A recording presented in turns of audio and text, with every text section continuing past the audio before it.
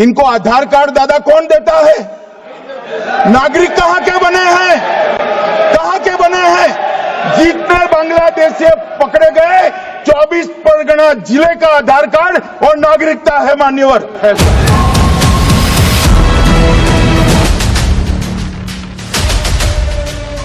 क्या आपको पता है कि हर साल लाखों लोग बिना पासपोर्ट, बिना वीजा और यहाँ तक कि बिना किसी पहचान के हमारे देश में घुस आते हैं। ये लोग न सिर्फ हमारे संसाधनों का इस्तेमाल करते हैं बल्कि हमारे नाम पर फर्जी वोट तक डाल देते हैं। आखिर इंडियन आर्मी इतने सक्षम होने के बावजूद इन लोगों को सीमा पार करने से रोक क्यों नहीं पा रही? आखिर कौन है ये लोग और कहां से आते हैं? आइए देखते हैं एक सवाल का जवाब इस वीडियो में। इन लोगों को भारत में अवैध बांग्लादेशी घुसपैठी कहा जाता है। ये वो लोग होते हैं जो भारत में बिना किसी वैध दस्तावेज के प्रवेश करते हैं, ना पासपोर्ट, ना वीजा और ना ही कोई कानूनी इजाजत। लेकिन सवाल ये है कि ये भारत की सीमा में घुस कैसे आते हैं और भारत के कौन से वो लोग हैं जो इन लोगों की मदद करते हैं और क्यों आज भी इन्हें सरकार रोक क्यों नहीं पा रही? चलिए जानते हैं इस सच्चाई को जो वर्षों से हमारे बीच छुपी हुई है। ये कहानी शुरू होती है वर्ष 1971 से, जब बांग्लादेश का निर्माण हुआ और भारत पाकिस्तान का युद्ध हुआ था। उस समय पर लाखों लोग शरण के नाम पर भारत आए, लेकिन कुछ लोग बिना अनुमति के यहीं रुक गए। उसके बाद से आज तक ये सिलसिला नहीं रुका है, बल्कि हर साल हजारों लोग चुपचाप हमारी सीमा को पार करते रहे हैं। अब आप सोच रहे होंगे, जब भारत के पास इतनी बड़ी सेना और सीमा सुरक्षा बल यानी कि BSF है, तो फिर अवैध बांग्लादेशी घुसपैठिए भारत आ कैसे जाते हैं? भारत और बांग्लादेश के बीच की सीमा लगभग 4096 किलोमीटर लंबी है, जो दुनिया की सबसे लंबी खुली सीमाओं में से एक है।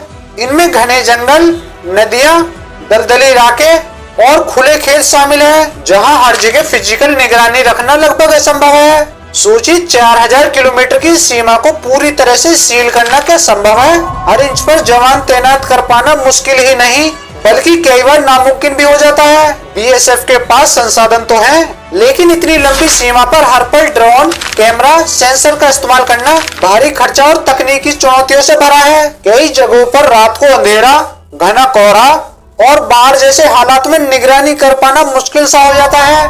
कुछ स्थानीय लोग जैसे दलाल या तस्कर इन घुसपैठियों से पैसे लेकर भारत की सीमा में घुसने में मदद करते हैं। कई बार नदी के घाटों पर नाव वाले या गांव में रहने वाले लोग भी कुछ पैसों के लिए इन्हें छुपा लेते हैं।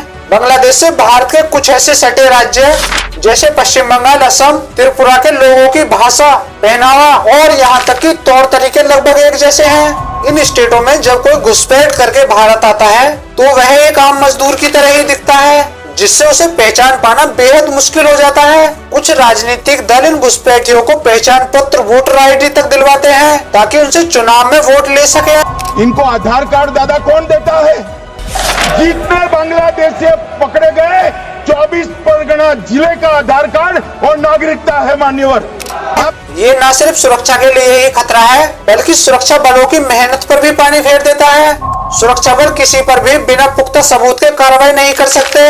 अगर कोई कह दे कि वो भारतीय है और उसके पास आधार कार्ड हो, चाहे फर्जी क्यों ना हो, तो उसे फौरन डिटेन करना मुश्किल हो जाता है। हमारी सेना और BSF दिन रात सीमा पर तैनात हैं, लेकिन ये लड़ाई अकेले उनकी नहीं है। जब तक भारत का हर नागरिक सतर्क नहीं होगा, तब तक देश को पूरी तरह सुरक्षित नहीं किया जा सकता।